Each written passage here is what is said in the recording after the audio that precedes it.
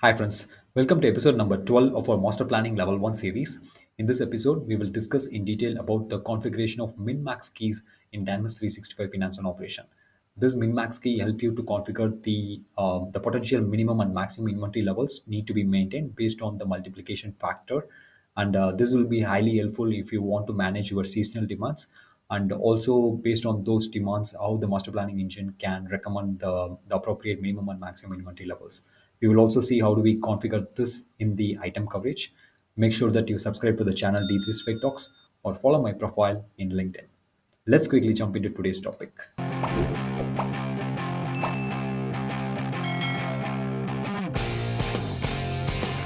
So let's quickly discuss about the minimum and maximum keys functionality in Dynamics 365, and make sure that you have already watched the episode number 11 where we discussed about the safety stock journals, and also make sure that you are following the series in the order so that you are aware of the concepts which we are discussing.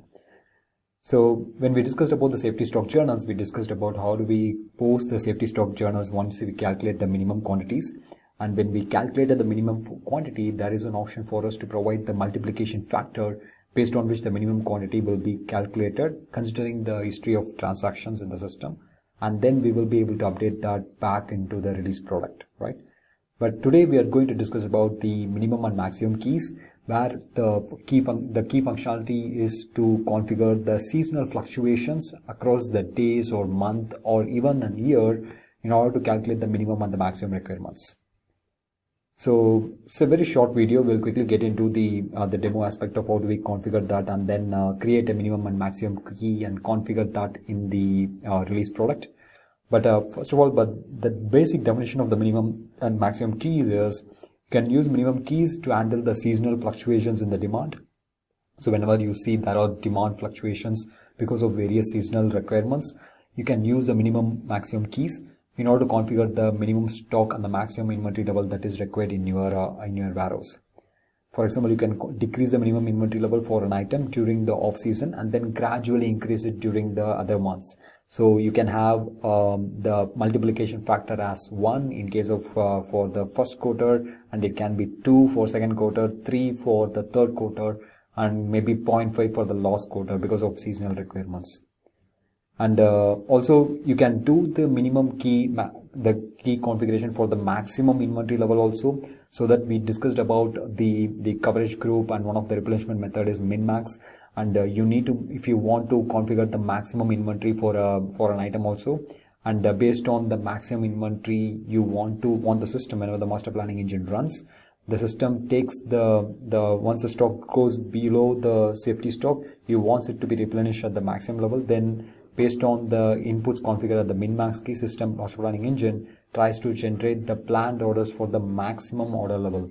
So you can configure only the minimum key, and you can also configure both minimum and maximum key based on your business requirements. And also, like I said, here the value is also expressed in inventory units. If the projected available inventory falls below the minimum quantity, so once it falls below the minimum quantity, the master planning engine generates a planned order to fulfill all the open requirements and brings the available inventory up to the specified maximum quantity.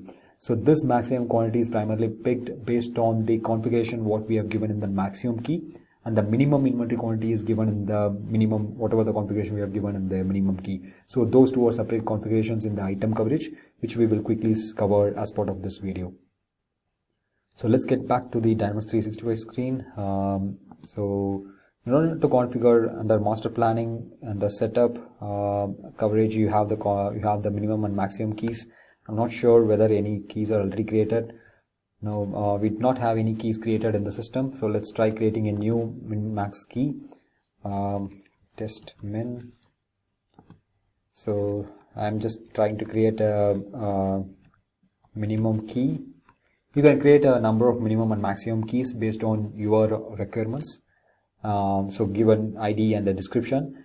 And if you want, you can use the effective date. So once you enable this, then you need to provide the effective date. From this effective date, all your from date and to date calculations will be applied, and the factor, whatever the multiplication factor you provide here, those will be considered whenever the master planning engine runs in order to generate the the inventory, which is the minimum inventory or the maximum inventory which is required for the system, right? So let's say right now if I disable this, and then the way this configuration works is, if you want to change it based on the unit days, month or year, whichever you want, and let's say if I provide a change value for 1 and then with a factor of 1.5, and this is effective from, let's say, not from 15th of April.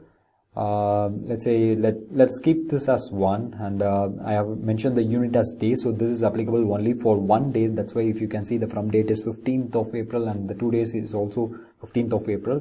But instead if I change it to month, so it is applicable for 1 month, which is from 15th of April to 14th of May. So this is how this configuration works.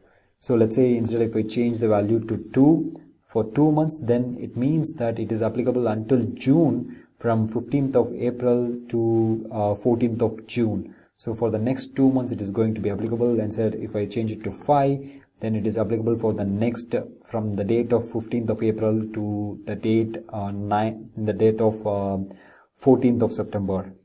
So this is how this configuration typically works.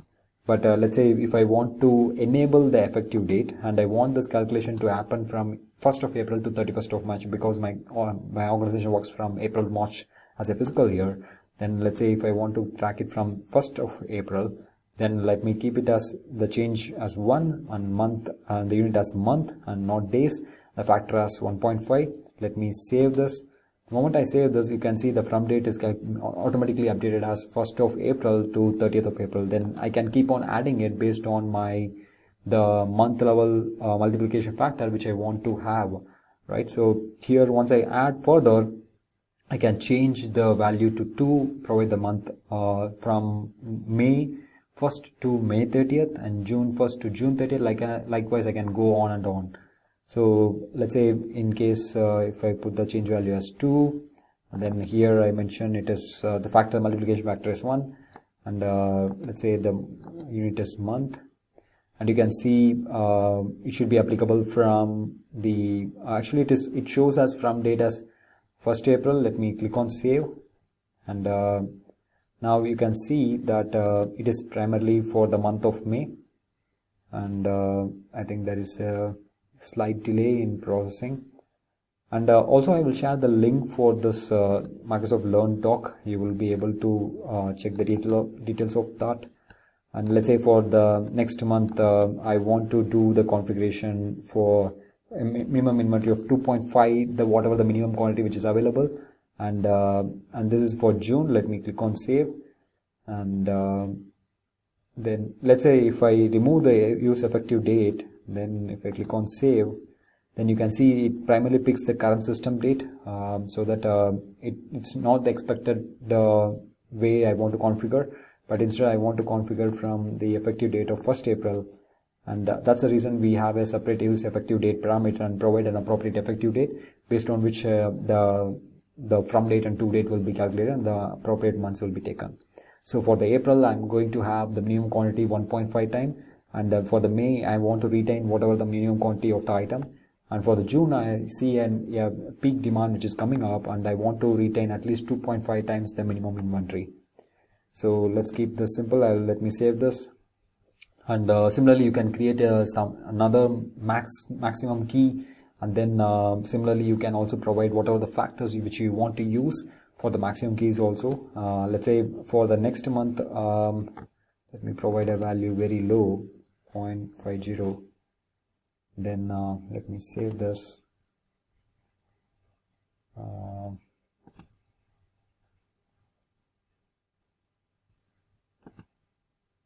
I think there is a delay, but that's fine, and this has to be in month.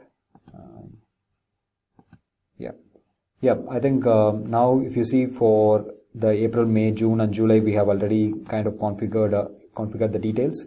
So what we will do is we will copy this Minmax key, and then we will go back to any of the items. Let me go back to product information management, release products.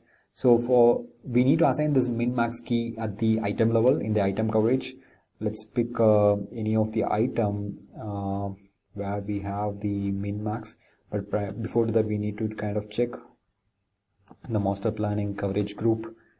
Let's say, yeah, auto is a coverage group which has the coverage code Minmax.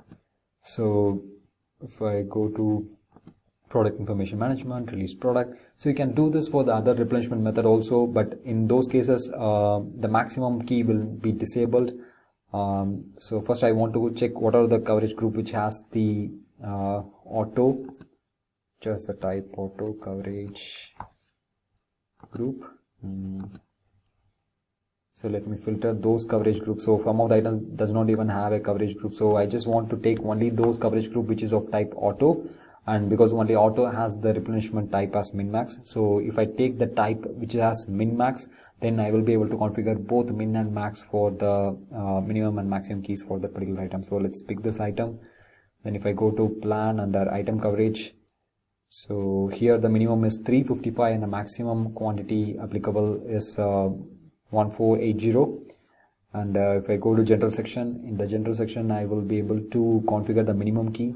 Let's say before configuring the minimum key, if I go to the tab Minmax, you can see here the system has not calculated the minimum inventory and the maximum on hand inventory. It has not simply projected it, but the moment when we kind of assign the minimum key and the maximum key, let's say if I assign the minimum key, then hit the save button, and if I go to Minmax, you can see that the system has actually calculated based on the minimum quantity. The minimum quantity is 355, and based on our seasonal requirements, the system has automatically calculated used the multiplication factor and calculated the minimum inventory which is actually required for that particular month. So whenever the master planner runs the planning engine, the system going to consider, hey, for April it is only 533 is the minimum quantity which is required, and based on which it will generate the planned purchase orders.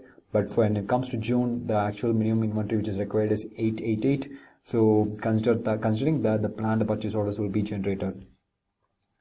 So this is how you need to configure the minimum and maximum key. Similarly, if you have the min-max, because like I said, it's only for the cases of the coverage group which is of the replenishment method min-max, you will be able to configure the maximum key. Otherwise this maximum key will be grayed out.